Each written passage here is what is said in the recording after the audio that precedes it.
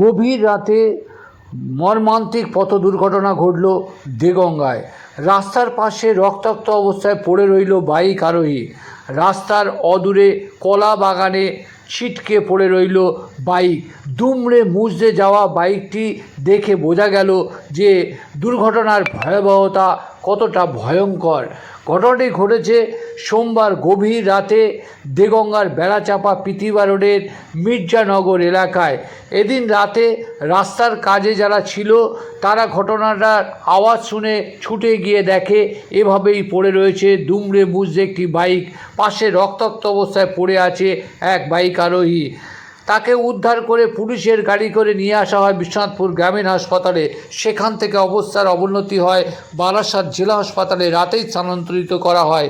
কিন্তু বাইক আরোহীর পরিচয় যতদূর জানা গেছে দেগঙ্গা 84 বাসুদেবপুর এলাকার যুবক।